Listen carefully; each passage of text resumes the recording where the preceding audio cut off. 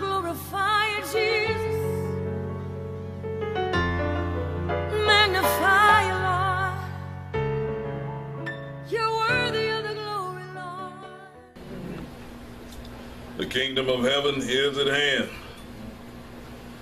Last week we concluded with the fact that Elohim gives us the ability to guide as parents and change as children by using the creativity that we have been given and who we choose to follow to reestablish roots to change generations to come. And we're going to look at this more in depth today by looking at how to leave and cleave but still honor. Because one of the biggest things about the parent-child relationship is there are a lot of times that parents have caused a higher level of anger within the children that should be there. And eventually the children get to a point to where they're ready to leave, but they're ready to leave without honoring the parent, because the parent has caused them to be so upset and so angry that they don't want to be around the parent. They do, however, need to move, and they do need to go out and be in the place that God puts them in, but they don't need to leave angry. And the whole point that happens a lot of times in parenting is that parenting has to go through stages. And a lot of times parents are putting too much on the child and causing them stress, and that's making them angry too early. And then when that happens, they're at that point ready to get away from the parent. And then once that happens, now they're wanting to get away from the parent without continuing to give honor to the parent. So now the child's set up for failure because they left angry. And that's the whole point that you've got to make sure that doesn't happen. And as parents, this doesn't start when they turn teenagers.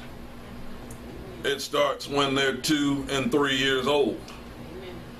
It starts when they're 5 and 6 years old. It starts when they're 7 and 8 years old. It starts when they're 9 and 10 years old.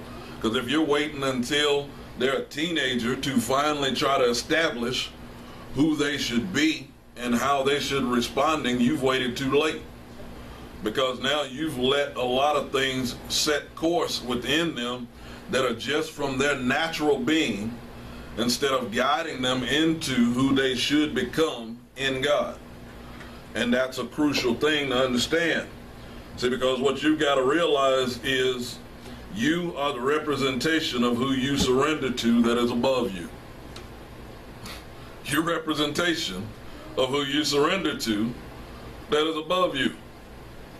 And what I mean by that is who you surrender to and how you respond to them is showing who you're actually following.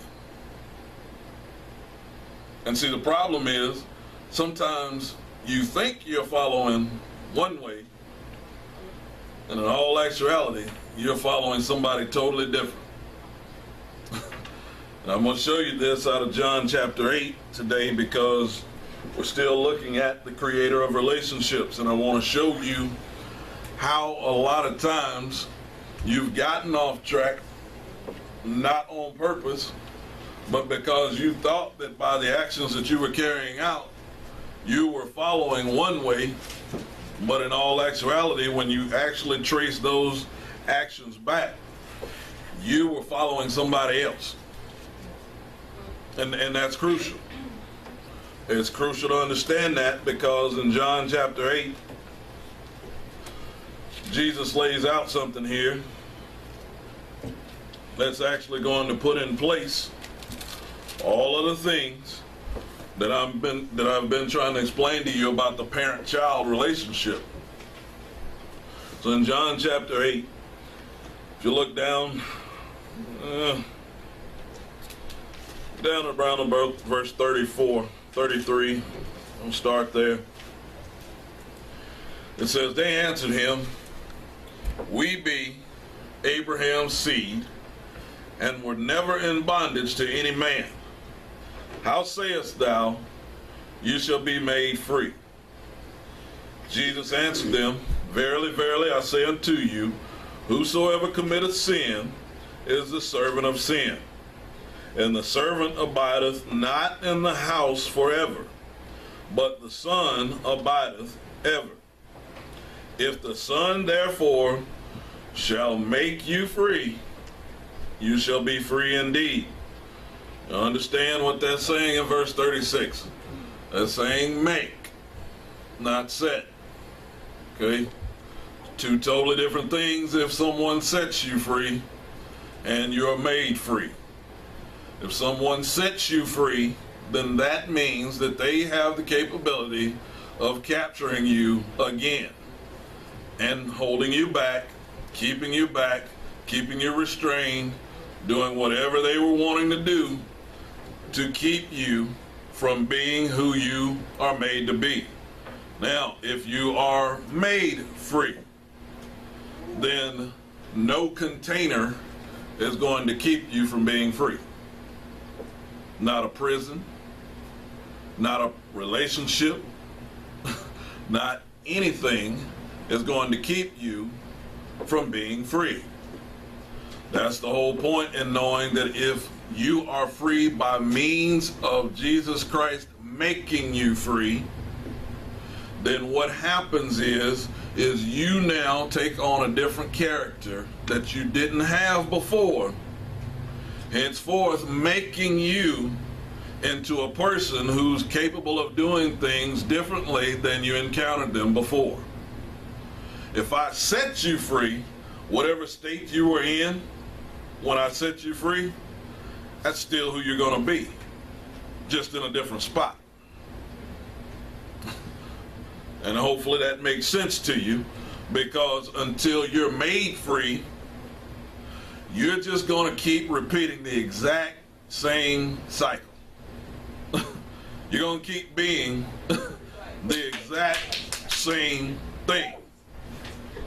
And that is what you've got to understand, is that when you have been made free, no container is going to bother you anymore, because everywhere you go, you're going to still be you. You're going to still be you. No matter where you go and no matter how much money you have or don't have, you're still going to be you. Doesn't matter what relationship you're in, doesn't matter what job you have, you are still going to be you. It's not going to change you. It's not going to make any adjustment to you whatsoever. You are going to be you. Now, understand this, because in verse 37, Jesus acknowledges something that's being said to him, and it's very important that you recognize what's going on.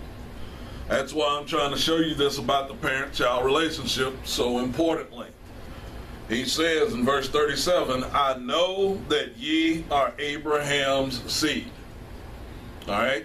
So if you look back in verse 33, they answered him, we be Abraham's seed. So he agrees to that. He says, okay, we're on the same page. I will grant you, you're Abraham's seed. Watch what happens though.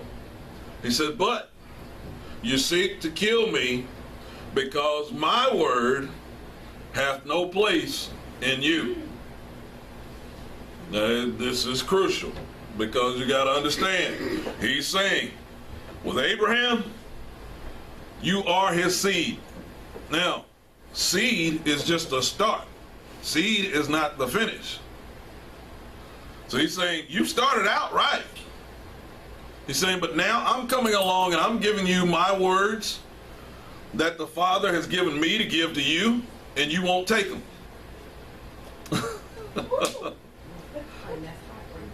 He said, I'm setting you forth to show you, okay, you started out okay, but now I want to show you that here's what this stage is about. This stage ain't like the last stage.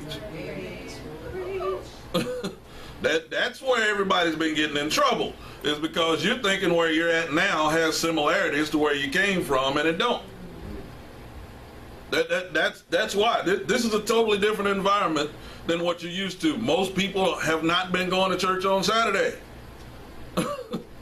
And we are doing this only by the instruction of the Most High God. That's what he said do. That's what I'm doing. That's how it's to be carried out. And as it's carried out that way and kept holy that way, then he begins to continue to provide information as long as we're surrendered to where he's taking us.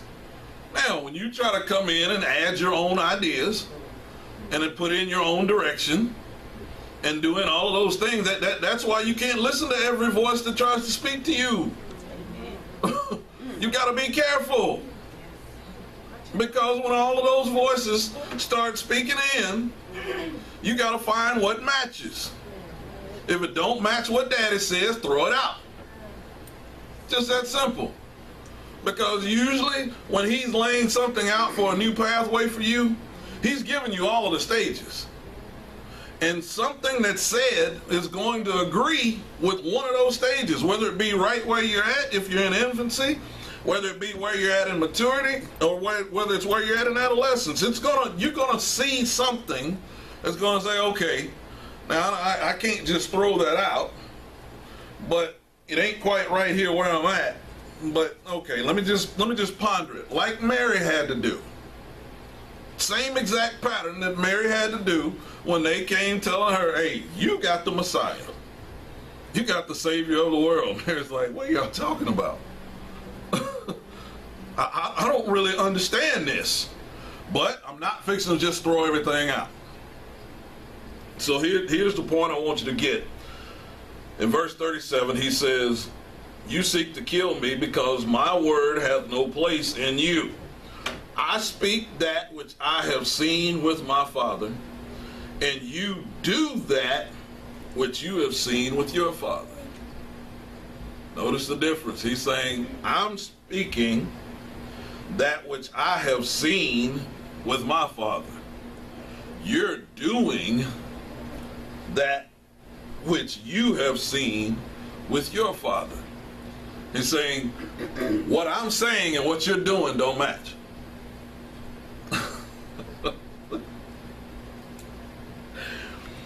See, and that's important for you to understand, because watch what happens.